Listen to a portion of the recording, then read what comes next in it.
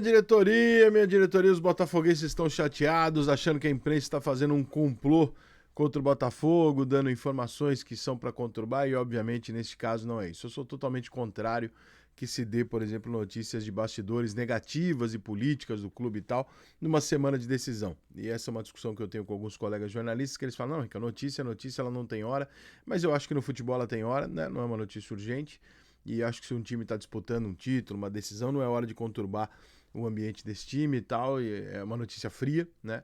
Ao contrário de agora, no começo da temporada, onde as notícias elas podem ser não só tão frias, porque elas têm uma data, têm prazos, como é o fato, está acontecendo, já não é de hoje, e o torcedor do Botafogo precisa entrar num modo mais racional, de maneira geral, e entender que, cara, nem toda notícia ruim que sai sobre o Botafogo é porque o mundo quer destruir o Botafogo e quer que o Botafogo volte a ser um time na zona de rebaixamento. Isso não é verdade. Vai ter gente assim, mas a maior parte das pessoas simplesmente está noticiando os fatos. Já não é de hoje, já faz mais de ano, que o John Textor tem uma postura muito controversa com relação aos empresários de futebol.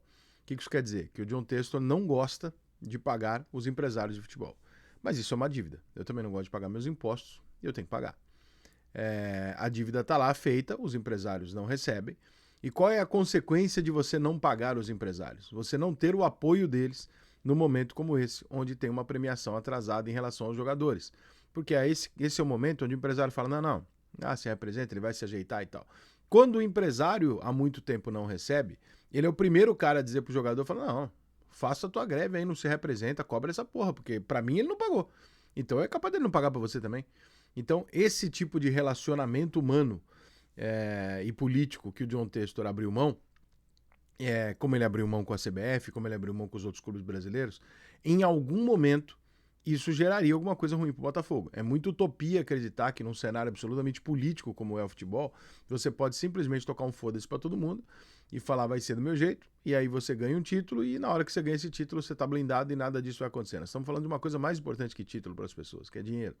E as pessoas, por dinheiro, é o grande objetivo de trabalho de qualquer pessoa, é o dinheiro. Né? Então, não tem como fugir de que uma hora isso ia acontecer, isso ia se tornar midiático e está se tornando na representação do Botafogo. O John Textor é um cara muito apaixonado por tudo que ele está vivendo no Rio de Janeiro. Eu conheço ele pouco, mas conheço bem o entorno dele. Ele é um cara muito apaixonado por tudo que está acontecendo, ele gosta demais, ele está muito feliz, ele acha do caralho o Brasil, o Rio de Janeiro e tal. Foi recebido como um herói, porque conseguiu um resultado que para o torcedor do Botafogo é heróico, obviamente, de recuperar um clube que estava ali à beira de uma falência praticamente. Ganha um título de uma Libertadores inédito, o Campeonato Brasileiro que não vinha há muitos anos, monta um grande time, faz investimento, devolve a autoestima, e isso faz com que o torcedor queira tomar um lado como se fosse uma questão quase que clubística ou política, né? Onde você toma um lado e defende aquele lado quase que incondicionalmente. Não se trata de defender lados. Se trata de defender lados se você tivesse uma discussão entre o John Textor e alguma coisa que ele não prometeu, por exemplo.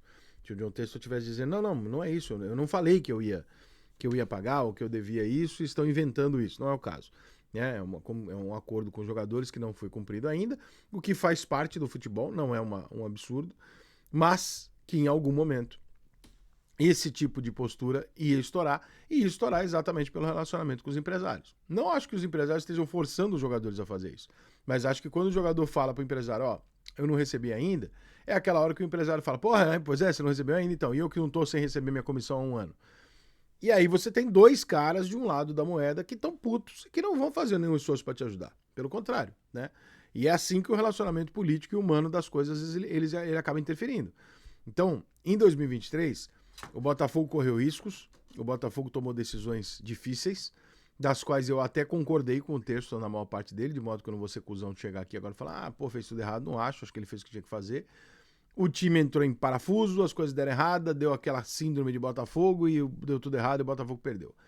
Ali o John Textor comete o primeiro grande erro dele, que é se indispor com todo o futebol brasileiro por causa de uma coisa que ele não tinha comprovação do que ele estava dizendo. Era um achismo da parte dele. E você tem direito de achar, você não tem direito de acusar. Isso eu não estou dizendo que eu acho, isso é a lei. E aí o John Textor ali cria um racha complicado, porque ele se indispõe com o futebol brasileiro de maneira geral. Né? Árbitros, dirigentes, entidades, emissoras que contratam o campeonato e tal. Ele se indispõe porque ele faz uma acusação muito séria e quando ele é chamado para falar, mostra a prova que você tinha, ele não tinha. E aí ele se arruma num problema ali, que ele tá respondendo por isso até hoje, vai responder e tal. Junto disso, você racha com os empresários e você tem ali nas mãos, você ganhou nas mãos quando você diz pro botafoguense, ó, nós perdemos porque fomos roubados. Nós não perdemos por incompetência nossa, nós somos roubados. O torcedor vai comprar isso, porque é o que ele quer dizer na rua, é o que o torcedor quer dizer na segunda-feira. Você acha que o botafoguense quer chegar segunda-feira, ver toda aquela zoeira em 2023 e falar assim, realmente meu time é um pipoqueiro. Ele não quer dizer isso.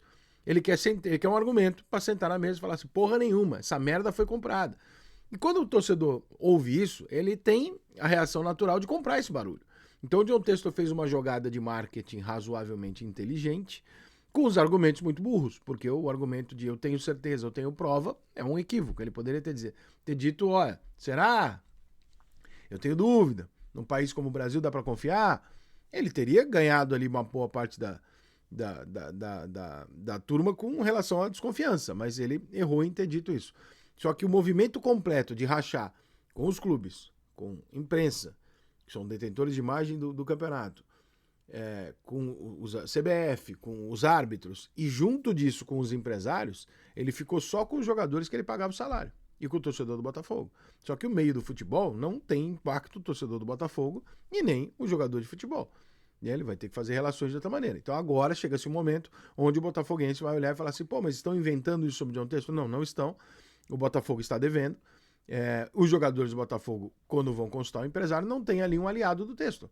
Que normalmente acontece, que é o empresário que fala pro jogador, não, se apresenta, por quê? Porque amanhã esse empresário vai ter uma relação ali de vender mais 3, 4 jogadores ali e continuar fazendo dinheiro de modo que ele não quer se indispor. O empresário nunca quer se indispor com o clube, porque se o empresário se indispõe com o clube, ele fecha uma porta de negociação para ele.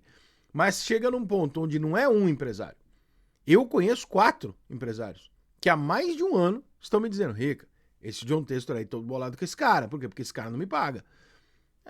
Vai ver. Não, esse cara não me paga. Passa um ano, vem a premiação, vem os títulos, o dinheiro entra. Esse cara não me paga. Quando ele para de pagar o jogador consulta o empresário fala, realmente esse cara não paga, nem a mim, nem a você, é hora da gente fazer alguma coisa. E aí se encontra numa situação dessa. Rico, o Botafogo vai pagar? Claro que vai pagar. O Botafogo nem tem que pegar um empréstimo, ele vai pagar. O John Textor é um homem de negócio, tem dinheiro, ele vai buscar dinheiro lá na Europa, onde for, ele vai pegar um empréstimo e vai pagar. Mas todo esse imbróglio e essa cena, ela é bem lamentável num momento de glória em que se passa a impressão para fora o seguinte, gente, o Botafogo se reestruturou não apenas em campo. O Botafogo hoje é um clube super sério, que tem todas as suas contas em dia e tal. E no primeiro momento pós-título, o Botafogo aparece com um problema do passado, que é a falta de pagamento e a falta de transparência nesse tipo de coisa. É uma merda para a imagem do Botafogo. Não acho que impacta no time, na temporada, não é nada disso. Mas é uma imagem que o Botafogo tinha deixado para trás de que, eu sou agora uma SAF que pago tudo direitinho e tal, não sei o que, eu sou uma empresa correta. E de repente ela se depara com um cenário normal do futebol, mas normal de um futebol amador, que é a falta de compromisso e de pagamento das coisas. O Botafogo vai quitar, vai ser resolvido, o time vai se apresentar, vai jogar, não vai ser impactante, mas essa imagem o Botafogo não precisava ter gerado, porque afinal de contas ele se transformou, queira ou não, num modelo de SAF que funcionou. Toda vez que acontece isso, vai gerar a discussão de falar assim, tá vendo como não funciona? Tá vendo como não é bem assim? E de fato, você realmente está criando uma discussão justa, porque o resultado apresentado é comum num time que não é SAF.